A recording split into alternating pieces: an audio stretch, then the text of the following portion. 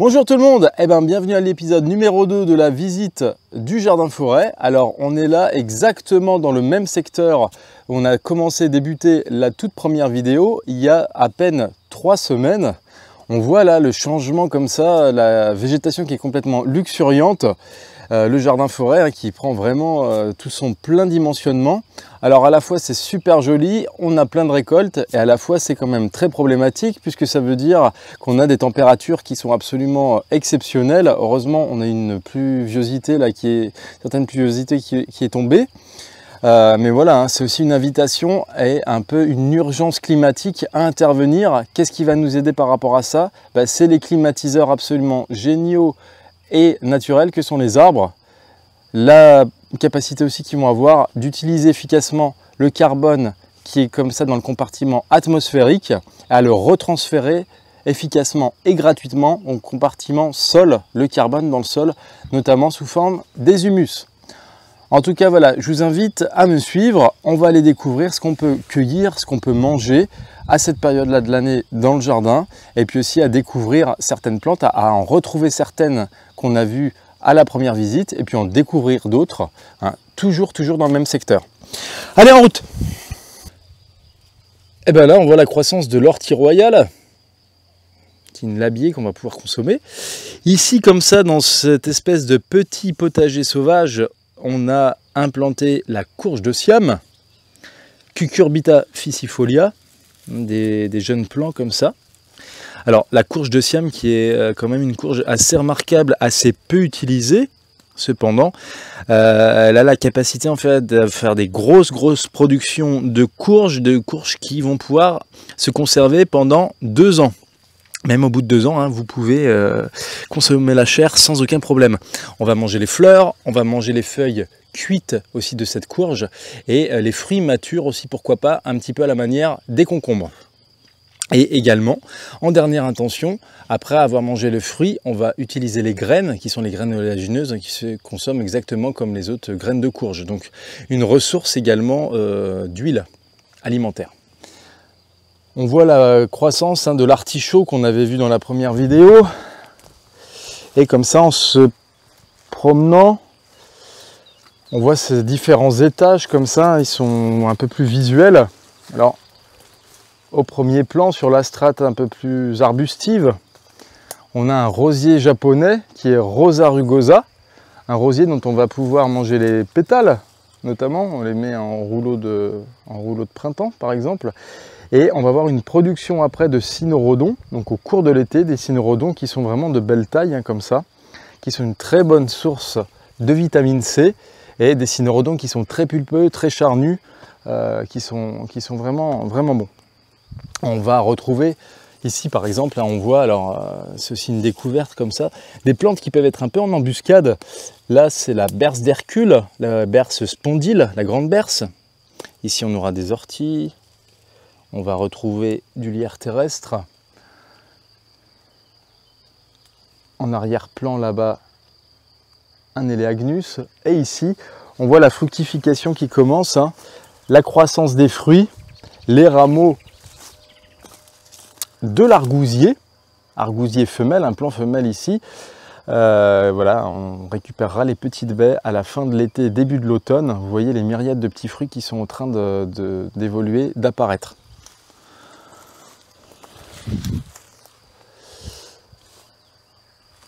Un pommier dans ce secteur-ci. En arrière-plan, on voit aussi l'aralie, hein, qu'on avait évoqué pareil dans la vidéo précédente, Aralia elata, qui est comme ça, hein, en train de s'ouvrir. On voit le feuillage qui est très graphique aussi, qui est très sympa à regarder. Donc un légume, pour rappel, un légume en Asie. À côté de l'aralie, donc on a la viorne-aubier aussi, sur laquelle on avait fait un zoom la dernière fois. Quasiment terminé de fleurir et on voit les baies là aussi pareil qui vont commencer à se former. Myriade de petites baies rouges qu'on va pouvoir consommer cuites. Ici on avait vu ces parterres, hein, qui ont grandement changé aussi, avec de l'oseille sanguine, des primes verts à col qu'on va pouvoir consommer. Et ici, on l'a laissé grainer en partie, c'est la mâche sauvage. On va pouvoir justement récolter maintenant un peu de graines. on le voit, hop, je suis en train d'en récupérer. La graine qu'on va pouvoir aller disperser le long des liserés, le long des sentiers du jardin-forêt. Et comme ça, on va avoir de la mâche absolument partout et sans aucun travail, sans intervention quasiment. Acquis les millefeuilles, à nouveau du lierre terrestre.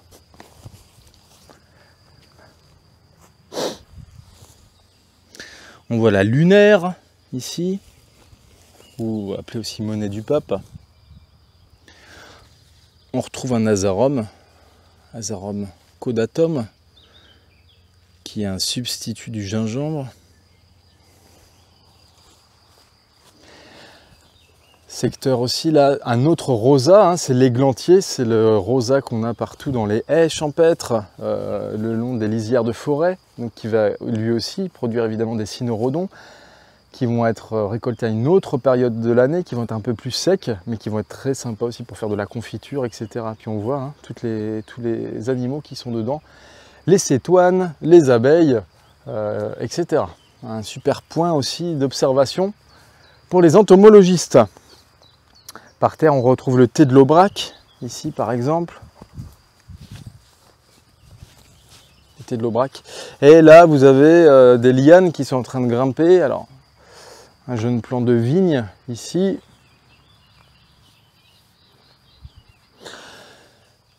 Là, une autre liane qui est très intéressante, qui est très peu connue, c'est un Schisandra, c'est Schisandra propinquois. Un schisandre qui est caduc, hein, on voit il est en train de refaire son feuillage. Et le feuillage est particulier, il est marginé comme ça, il est très joli, il est un peu tacheté. Il est vert, tacheté un petit peu de vert blanc. Alors c'est une baie aux 5 saveurs, hein, la fructification, la baie elle est sucrée, salée, acide, amère et astringente à la fois. C'est une plante qui est très utilisée en Ayurveda, une des 50 plantes essentielles de la pharmacopée chinoise. Il y a plusieurs espèces de schisandres, plusieurs espèces peuvent très bien s'implanter en jardin-forêt et vont tenir à du moins 15, moins 20, moins 25 sans problème.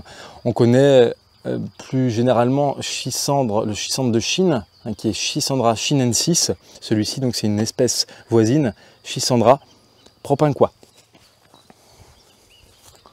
On le voit dans ces secteurs-là qui sont quand même relativement ombragés. On retrouve un pied de mélisse, de la consoude, ici, qui a bientôt terminé de fleurir.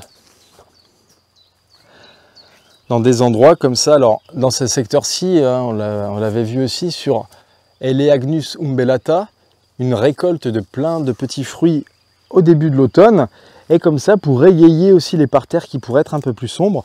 On a de l'égopode, ici sous une forme panachée, Aegopodium,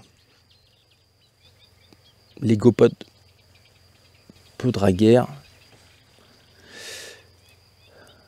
qui va être sympa pour apporter des touches aussi comme ça de couleurs. Elwingia, qui est un petit arbuste dont on mange les feuilles cuites.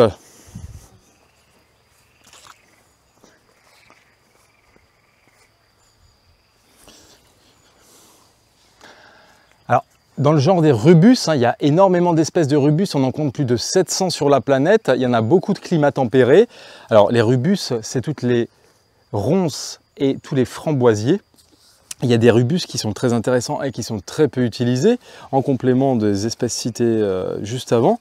Alors là, c'est Rubus illecebrosus, qui on appelle aussi la ronce fraise, hein, qui fait des espèces de fruits comme ça qui sont très jolis et qui sont bons aussi à consommer. Il pousse ici, hein, du coup, en dessous d'un pommier. On retrouve dans ce secteur qui change très rapidement, hein, qui comme ça devient assez exubérant. Alors on retrouve la clétonie qu'on avait citée, Nepeta qui est l'herbe à chat juste à côté mais qu'on va pouvoir consommer. Nepeta là qui est sous une forme bicolore.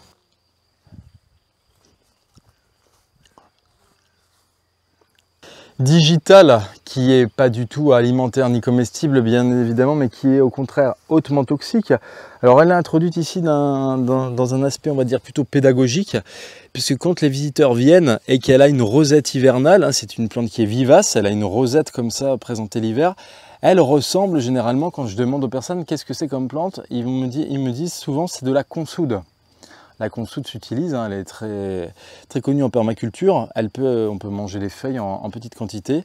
Si vous la confondez avec la digitale et que vous mangez de la digitale, là bien évidemment l'erreur se paye cher. La façon de les distinguer assez aisément, hein, quand on n'a pas ces fleurs, et là évidemment on reconnaît bien que ça n'a strictement rien à voir avec une consoude. La digitale, elle, quand on la frotte sur les parties un petit peu tendres de la peau, par rapport au poignet par exemple, c'est très doux au contact. La bourrache, elle est rugueuse, elle est désagréable. Donc la bourrache peut se consommer, la digitale, absolument pas.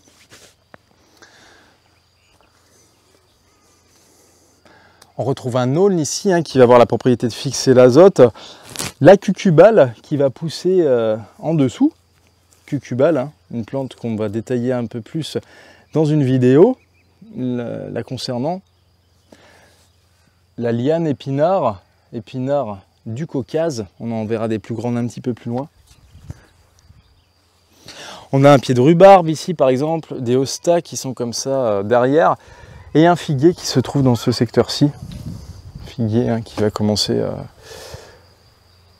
à produire les fruits aussi. Là on traverse à nouveau du coup le spot de petits fruits.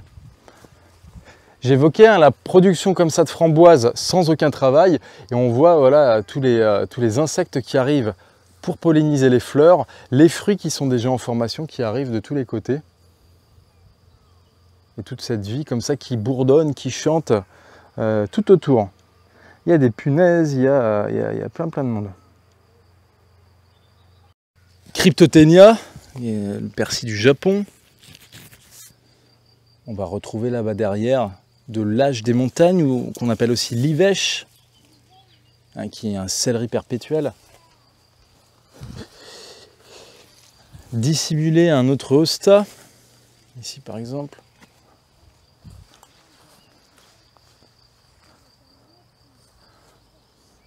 Là on le voit, hein, caché derrière les framboises qui sont en train d'arriver. Hop, un petit passage secret pour les gourmands. On retrouve à nouveau de la clétonie. Une hosta bicolore qu'on va pouvoir manger. Et là je l'évoquais, hein, c'est une aralie qui est herbacée. Elle a été complètement invisible à la dernière vidéo. Là elle est déjà en train de pousser. Elle a pris au moins déjà 30-40 cm par rapport au niveau du sol. Donc un légume en Asie, Aralia cordata. On voit les parterres comme ça qui se densifient à cette époque-là de l'année, en même temps que tous les feuillages d'arbres sont en train de pousser. Là-bas, un peu plus loin, alors ça c'est véritablement du gingembre hein, d'un point de vue botanique. C'est dans le genre Zingibert, c'est Zingiber myoga. En fait, c'est un gingembre, le gingembre qu'on consomme généralement vient des tropiques. Celui-ci, il pousse naturellement dans les montagnes et dans les forêts chinoises.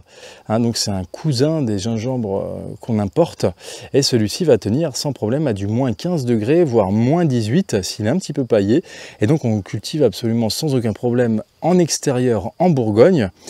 Donc voilà, après quand on sait ça, on se dit aussi pourquoi on fait venir des choses de l'autre bout du monde avec un coût environnemental catastrophique, alors qu'on peut tout à fait produire ce type de production. On peut avoir ce type de production en France sans aucun problème.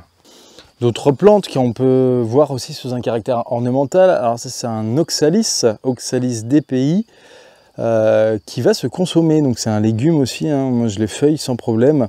Alors il ne faut pas faire une surconsommation des oxalis, parce que comme leur nom l'indique, ils sont riches en oxalates qui peuvent être problématiques après au niveau rénal notamment. Donc c'est comme les épinards, il faut en manger un peu. Les épinards ou la rhubarbe, on en mange un peu, mais c'est pas non plus une base alimentaire. L'idée c'est justement de diversifier, de varier, et ça forcément ça répond à nos besoins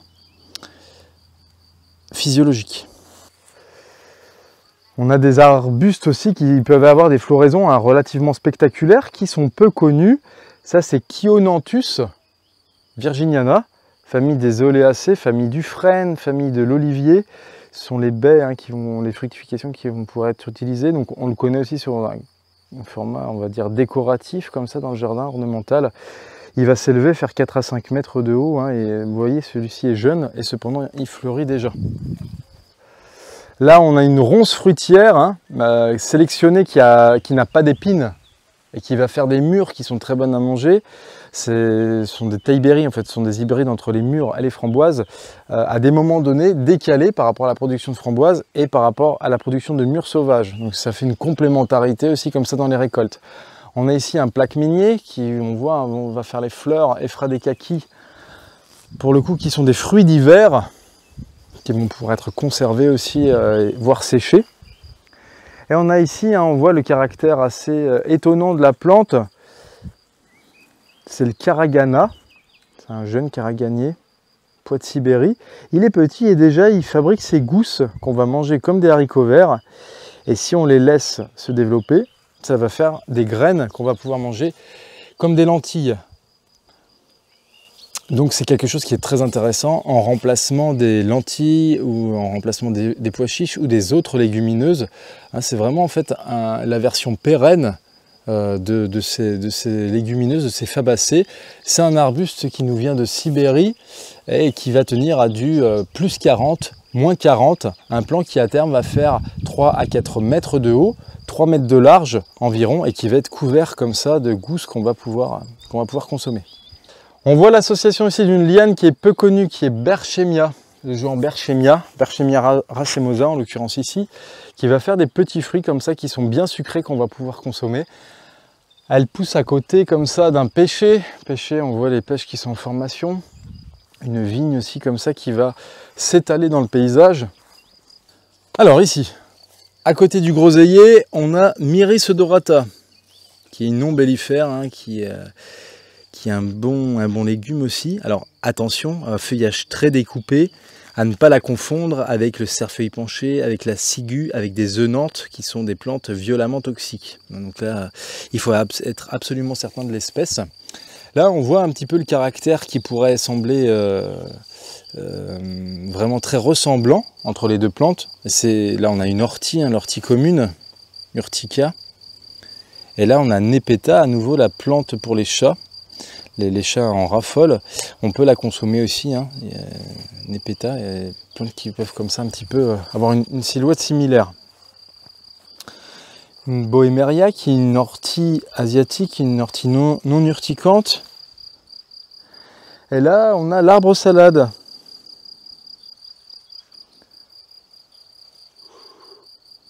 L'arbre salade qui est un légume en Asie. C'est les jeunes pousses là comme telles qu'on les voit actuellement, qui sont estimées, alors crues, cuites. Alors ça n'a pas un goût de salade, la salade étant quand même relativement neutre. Là on est quelque chose entre un petit goût de cacahuètes et d'oignons mélangés. Les gens qui goûtent dans le jardin, généralement apprécient beaucoup. Je dirais qu'il y a 5 ou 10% des gens qui n'aiment pas, et tous les autres aiment vraiment le goût de cet arbre. En dessous comme ça des fruitiers, on voit un houblon qui est en train de se développer. Un houblon là, avec ses jolies feuilles, un bugle rampant, une variété qui est panachée, qu'on va pouvoir consommer également. Alors un feuillage un peu amer.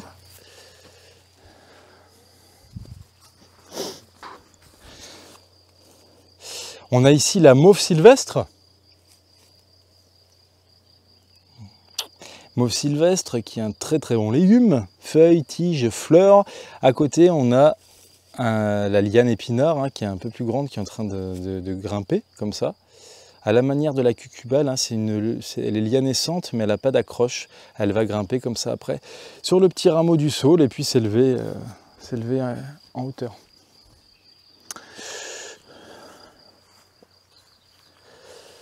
Mélisse, à nouveau de la liane épinard. On a un réfort ici.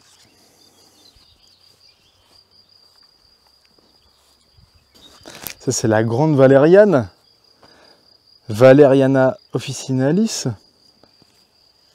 Famille de la mâche, quand on la mange, elle en a un petit peu le goût, avec un caractère, on va dire, un petit peu astringent en complément.